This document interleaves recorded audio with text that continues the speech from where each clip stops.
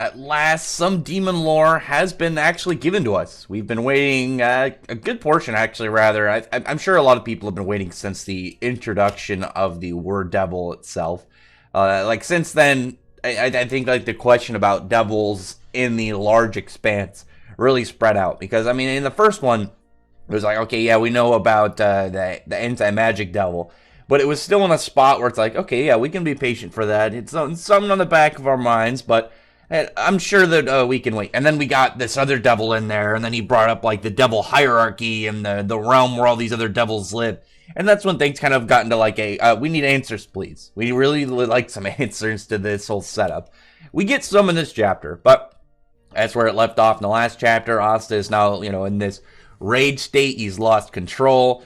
He's gone beyond what he is normally capable of holding within his devil form, within his black form, and he is just unleashing his attacks all at at Dante. I was trying to think of that said devil. No, it's Dante, but I was at least correct on the idea of like his sword would be more like jagged and I don't want to say unclean, but unrefined, to where it's just like this almost snake-like power. It's like that anti-magic itself is just using the sword as almost like it's a perch to go off and try and strike his opponent. And watching Dante try and just like manipulate it around, use his gravity manipulation to warp space, he's having trouble just kind of keeping away from it. And then Ossus decides to use the Demon Dweller Sword, does a slash, and that slash as well doesn't have the same level of like again, I want to say cleanness, because it looks a little bit warped. It looks a little bit savage with the way that the anti-magic energy is kind of like trailing behind it, almost like it's I guess really just say monstrous is the best way to do it. I think it fits the easiest in here. But while Dante's talking, he's like trying to figure out, he's like, so what devil is this? And he's talking to his devil, and the unofficials, like the fan tricks, said Lucifer, but I guess the officials are saying Lucifero. I don't know. I guess Tabata is already like messing with names a little bit, depending on like what Megicula's name originated from. I'm guessing that it's gonna have to do with the 7 Princes of Hell, and you already got Lucifer on there. And I was looking at some stuff for Megicula. Maybe Megicula was based off of Asmodeus. I'm trying to remember all of the princes of hell off the top of my head. Yeah, Lucifer, Satan, Beelzebub, Belphegor, Asmodeus. Oh my god, I'm trying to remember off the top of my head, but I'm looking it up as Leviathan and Momon. Those are the other two. So I'm wondering like where Megicula might be like referenced in there. Probably either because I was looking at Asmodeus and like the horns were similar, but maybe Malmon, because it also starts with an M. Maybe he's just kind of like going for slight name tweaks. I don't know. Either way, you have this dude Lucifero, and he's talking about I don't really know which devil this is. The only high-ranking devil that should be in this world right now that left our world is Zagrid. So we got a name for the word devil. Zagrid is his name. He's like, but it doesn't seem to be him. But with like a weird power like erasing magic, so it must be like some low-ranking devil.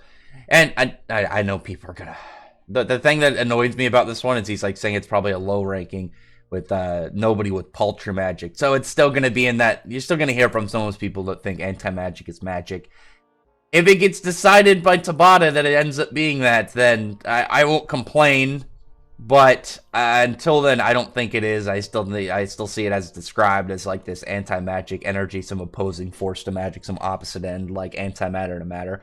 If Tabata changes, like if he reveals it to be like some of these people are claiming, just some weird distorted version of magic, and it's still magic, again, I would be okay with it. It's not where I'm standing at right now. I'm just putting that as a possibility for in the future if Tabata decides to do that. I will say, Tabata, you are the boss of this series. I may not like what you're doing, but you're in charge. So if it ever comes down to that, we'll see.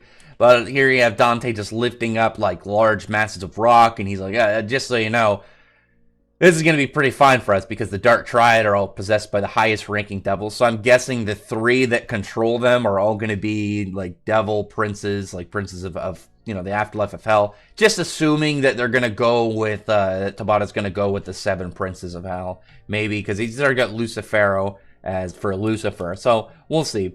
After that point, you have like Asta just attacking the large masses of rock, which is actually pretty impressive because we already know that if it's not magic, he has trouble like destroying it, like when we saw way back with Vito, and Vito is just going to throw like a large rock at him. But since then, Asta with Black Divider, he's able to solidify his anti-magic, so it has a physical form, so it's not just, some magic erasing aura, pretty much, that comes out of this sword. With that, he's able to destroy the rock, which is still like it's a pretty good step for him, and I would commend him for, that level of extra effort in this. So it is cool to see that. It's like a small little addition here that I would consider probably the most significant one in all of this, because the rest of it, he's faster and he's got like the weird uncontrolled sword. But I think the fact that he's showing that like straight destruction of normal material is really helpful, because it's not like in the big walking mech thing from the Spade Kingdom. You could argue like there's going to be magic aspects to it because, it's some form of machine, and we know that everything in Black Clover runs on magic, so it could be a magic machine. These rocks are just straight like, they're lifted up with gravity, but they're still just rocks. So you got to give it to them. And the crystal swords that Dante makes, I wish he would have at least stated they're diamond or something, but I don't know, just did crystal of some sort, and then Asta is able to seemingly... He deflects them. I can't tell 100% if he destroys them, but he at least kind of like deflects them away from himself. And then when Dante comes up, he does like the space warping again to get the anti-magic to go right through him. Goes through him, but then Asta dashes out of his black hurricane and brings a slash right up to Dante right when he comes out of the spatial warping. So that's something to actually note, is that even when he's warping space, his anti-magic, it's not going to affect him, because he's using his magic to affect something normally. He's affecting the normal state of it. He's using magic to affect space. The space itself is not like spatial magic. It's normal space, so Asta's anti-magic is not going to affect it. I imagine if he used the Demon Ruin Sword, or the Demon Destroyer Sword rather, that it would affect it like that, because it's not permanent. It's something, that's being affected by magic, but it in itself is not magic, as we saw like back with the poison. But after that point, Asta comes up, he times when he's going to reappear and slashes him. And Dante seems amused by it. He's like mad amused at the same time.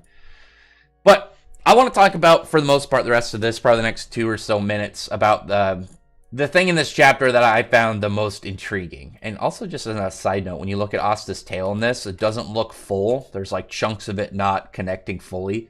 Just something to really look at is the parts of him that are being forced in this form that aren't up to the full par. But anyway, the whole note that Asta's devil might be some low-ranking devil, which would explain why Lucifero and Zagrid didn't know who he was. The question then at that point is that going to be the case, or is he going to be like some weird cast-out devil? Because there's 2 scenarios that I personally see. Like I said, there's the cast out devil. Maybe something happened way longer earlier into the devil's timeline where the anti-magic devil didn't get to he didn't get to stay in whatever the devil society was or something. There's still like the possibility, like I said, that when Licht became a demon, like a demon power was born, and maybe when he died, that power kind of like that demon nature took its own personality and existence in the book, and it grew outside of the devil world, so it doesn't follow like a lot of the normal like ways that devils operate. So I'll add that in a third one because that's an older theory. But also in the possibility of, if the anti-magic devil is actually like some low-ranking devil, and he just has this pretty useful power, that it would really at that point be a underdog story on 2 fronts, because you'd have Asta as this guy with no magic, and he's having to constantly overcome all of these obstacles and all these struggles, becoming to get to the road of becoming the Wizard King, his own or Magic Emperor. I know I like Magic Emperor more, but his own kind of position, climbing up that ladder from this spot of nothing until he got his anti-magic. And at the same time, you could have this low-ranking devil, this, bottom-of-the-barrel devil who has this ability, but maybe wasn't able to incorporate it, right? Like, maybe the anti-magic devil, he's got a good power, but he can't incorporate it as much. Like, maybe in a normal fight, he wouldn't be able to keep up with these other devils, but he found somebody that he thought would be like a good conduit, somebody to wield his power that would, help him rise up. So you would have the anti-magic devil at the same time Asta is rising up the ranks, rising in the ladder, that he would be doing the same as well, which would be really cool, because then it wouldn't just be like some, oh yeah, you know, you have Asta's story, you'd have the anti-magic devil story as well, kind of like placed within that, which would, I think would add a little bit of extra, just a little bit of extra flavor to their dynamic when we eventually get like a conversation between them, because we still don't really have much for them. We have the conversation way back in the Witch's Forest, but that was, what, 150 chapters ago, and it was only a couple pages. So hopefully we'll get more in the future. I'm still waiting for like any form of interaction between him and the anti-magic devil at this point. I still want a name. The anti-magic devil needs a name. There's a bunch of series right now where it's like, hey, I really want to know what this important character's name is. Whether it's the anti-magic devil in Black Clover, the White Witch in Fairy Tail, the Brain Invader in Jujutsu Kaisen. I can't figure out the names of some of these characters, and I wish we just get them already, so I can quit calling them just, you know, Anti-Magic Devil, White Witch, Brain Invader. I need actual names. Anyway, other than that, it's going to be some pretty interesting stuff coming in the next couple of chapters. I still see, by the end of this, that Yami is going to have to show up. I think the next one, Yami is going to have to show up and save the day, because Dante still seems like he's not trying. Dante still seems like he's being very playful to Asta and all this, even though he's at 60%. He's doing so in a manner that lets him kind of just mess around with Asta. He doesn't seem to at any point to be taking things very seriously. I'm guessing when he takes things very seriously, we're going to get a much more like impressive visual picture. Like, I'm expecting the entire area to just look like a big anti-gravity zone. Like, just like a straight mile where everything is floating and like the landscape is being warped, not just like lifting, but you can see like roads of stone and walls and stuff, and like maybe like large crystalline like creations further out there. Like, I imagine some form of beast he makes out of like stone, but later like condenses it to crystal that go against Asta. Because the thing with gravity that makes it so good is its level of flexibility. Because you could do stuff like that without actually, it's not like, oh, I'm a rock manipulator, I make like a giant rock snake. It's like, no, I'm using gravity to do the exact same thing, but I can do more with it. It's a very, very flexible power that he's got going on. So we'll see. There's definitely like some room for Asta to do some more flex stuff, but I really just see like Dante, now that he's gotten wounded, decide to take things seriously, and I think that's when Yami is going to have to show up. And maybe some of the voices of the Black Clover community will finally get heard, and Yami will return with the vice captain of the Black Bulls, if they truly exist. But anyway, other than that, comment below. Tell me your thoughts are about this chapter and everything that's been going on right now, and I'd really appreciate you thumbs up the video, press the like button and the subscribe button, and check out my other videos. But I appreciate everyone who's already subscribed, and I thank you all for listening. Bye.